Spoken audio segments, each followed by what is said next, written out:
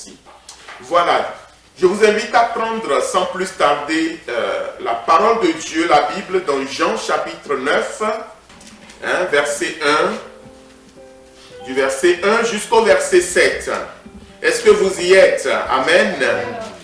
Gloire à Dieu. Jésus vit en passant un homme aveugle de naissance. Ses disciples lui firent cette question: Rabbi, qui a péché, cet homme ou ses parents, pour qu'il soit né aveugle? Jésus répondit: ce n'est pas que lui ou ses parents aient péché, mais c'est afin que les œuvres de Dieu soient manifestées en lui.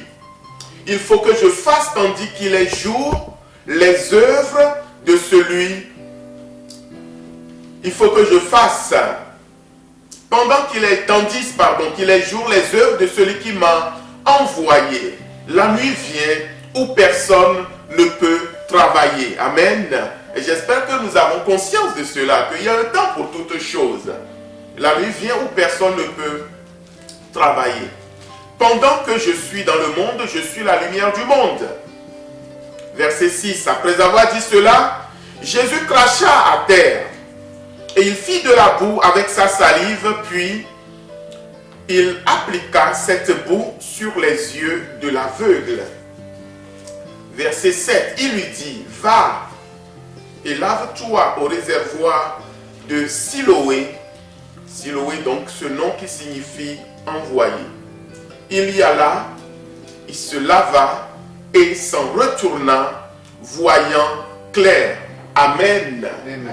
Il y alla, il s'y lava. Amen. Amen. Il s'y lava, ou il se lava, et s'en retournant, voyant clairement. Amen. Ce matin, c'est vrai, nous avons beaucoup prêché ce texte, la guérison de cet homme. Et si vous lisez la suite du texte, il y a eu toute une controverse au niveau des pharisiens qui ont carrément saisi cet homme pour qu'il puisse expliquer pourquoi. Comment est-ce qu'il a fait pour, du jour au lendemain, commencer par voir. Mais ce n'est pas sur cet angle que Dieu veut nous parler ce matin. Amen. Le point sur lequel Dieu veut nous parler, c'est que nous puissions prendre le texte simplement dans son contexte, si vous voulez, ce qui s'est passé. Un homme aveugle, il rencontre Jésus. La Bible dit que Jésus crache. Il cracha par terre. Et il fit de la boue avec sa salive. Et il mit cette boue sur les yeux de cet homme.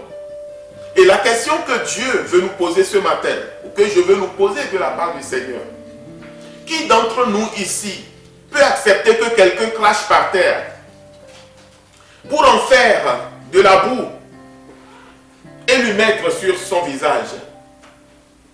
Qui d'entre nous ici peut accepter que quelqu'un crache sa salive par terre? Vous savez tous ce que c'est qu'une salive. Une salive, c'est quelque chose de dégoûtant.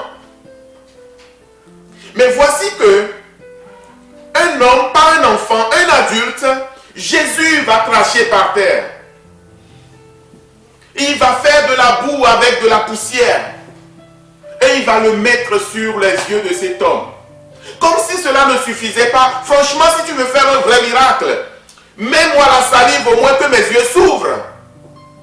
Mais les yeux de cet homme ne s'ouvrent pas. Jésus va lui dire maintenant: va au réservoir de Siloé. Rappelez-vous que cet homme est aveugle. Donc pour aller au réservoir de Siloé, il faut qu'il y ait des gens qui l'accompagnent. Vous imaginez la scène. Tu ne vois pas. Quelqu'un a craché par terre. On te dit: qu'est-ce qui se passe? On dit: oh, il vient de cracher par terre. Qu'est-ce qu'il est en train de faire? Il est en train de faire de la boue avec sa salive. En bon? Il va en faire quoi? Mais devine. Mais je devine quoi? Mais il va le mettre sur ton visage. Comment ça? Cet homme va se laisser faire. Cet homme va se laisser faire. Et quand cette boue de salive, j'allais dire gluante pour accentuer un peu la chose, va arriver sur son visage de dégoûtant. Ses yeux n'étaient pas ouverts. Maintenant, Jésus va lui dire, va là-bas, au réservoir de Siloé, va te laver et tes yeux vont s'ouvrir. Alors il fallait maintenant trouver des gens pour accompagner cet homme.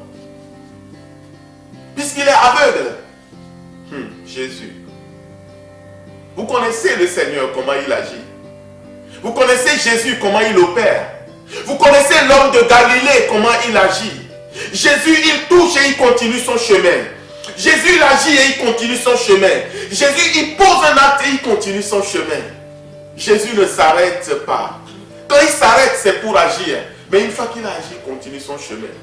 C'est pourquoi cette controverse qui a suivi dans l'histoire, à aucun moment on ne nous dit pas que Jésus était là. Amen.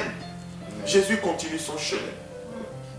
En tout cas, même s'il est là, le temple il est grand. Peut-être qu'il serait encore ailleurs en train d'enseigner. Et maintenant cet homme, avec cette boue de salive dans les yeux, s'il vous plaît, quelqu'un peut m'amener au réservoir de Siloé?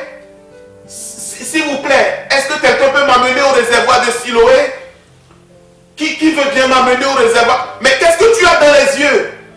De la boue. Mais pourquoi ton visage est aussi sale et dégoûtant? Mais cet homme qui s'appelle Jésus, il m'a mis sa salive avec de la boue dans mes yeux. Et il m'a dit d'aller au réservoir de Siloé pour me laver et je vais être pur. Je veux que nous puissions voir la persévérance de cet homme. Je veux que nous puissions voir la foi de cet homme. Je veux que nous puissions voir l'obéissance de cet homme. Et finalement, je crois qu'il a trouvé quelqu'un qui l'a conduit jusqu'au réservoir de Siloé. Et la Bible dit que quand cet homme est arrivé là-bas, quand il s'est lavé les yeux, quand il s'est lavé le visage, oh alléluia, il y alla, virgule, il se lava, virgule, et sans retournant,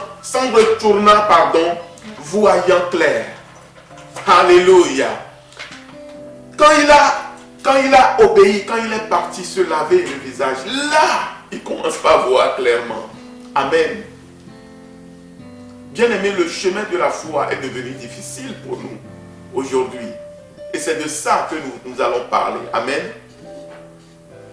Nous ne recevons pas de Dieu parce que nous avons un problème.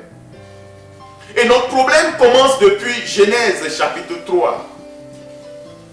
C'est quand le péché est rentré, vous savez, l'homme était innocent devant Dieu. Et c'est de cette innocence que Dieu veut nous parler ce matin. L'homme était innocent devant Dieu. Dans le jardin d'Éden, l'homme était dans la présence de Dieu. Totalement innocent. Amen. Certains diront naïf. L'homme croyait tout ce que Dieu lui disait. L'homme obéissait à Dieu. Vous tournez avec moi dans Genèse 3. Le serpent était le plus rusé de tous les animaux des champs que l'Éternel Dieu avait fait. Il dit à la femme, Dieu a-t-il réellement dit, vous ne mangerez pas de tous les arbres du jardin. La femme répondit au serpent, non, nous mangeons du fruit des arbres du jardin. Mais quant au fruit de l'arbre qui est au milieu du jardin, Dieu a dit, vous n'en mangerez point, vous n'y toucherez point, de peur que vous ne mouriez. Alors le serpent dit à la femme, vous ne mourrez point, mais Dieu sait que le jour où vous en mangerez, vos yeux s'ouvriront. Si vous avez une Bible qui vous appartient, vous pouvez écrire là-dedans. Vos yeux s'ouvriront. Moi je souligne que vos yeux s'ouvriront. Et que vous serez comme des dieux, connaissant le bien et le mal. La femme vit que l'arbre était bon à manger et agréable à la vue. Qu'il était précieux pour ouvrir l'intelligence. Elle prit de son fruit, elle en mangea. Elle en donna aussi à son mari qui était auprès d'elle. Et il en mangea. Verset 7. Les yeux de l'un et de l'autre s'ouvrirent. Je vais m'arrêter là. Après, il y a la nudité qui suit.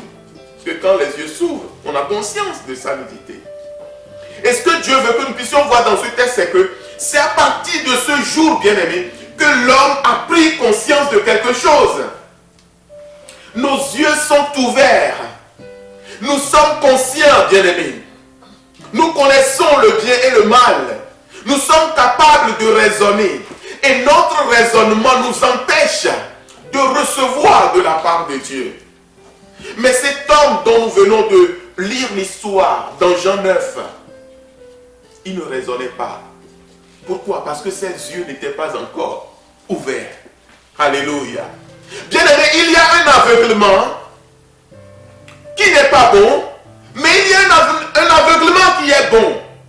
Et cet homme, parce qu'il était aveugle, il était prêt à accepter tout ce que le Seigneur pouvait faire pour lui ouvrir les yeux. Et même quand Jésus était en train de faire la salive, lui ne voyait pas. J'espère que quelqu'un me suit ce matin. Parce que si cet homme voyait Jésus cracher par terre en train de faire de la boue, je pense qu'il allait se sauver. Vous savez, un jour, Jésus a dit à ses disciples, si vous ne mangez pas de ma chair, si vous ne buvez pas mon sang, vous n'hériterez pas du royaume des cieux. La Bible dit que, en un instant, les gens ont commencé par partir, les uns après les autres. Amen. Mais cet homme, parce qu'il était aveugle, son aveuglement l'a protégé. Et il me semble qu'il y a une part d'innocence, il y a une part de naïveté dans le royaume de Dieu qui nous protège et qui nous permet de recevoir les choses spirituelles. Et c'est ce qui caractérise un enfant. Amen. C'est ce qui caractérise un enfant. Alléluia.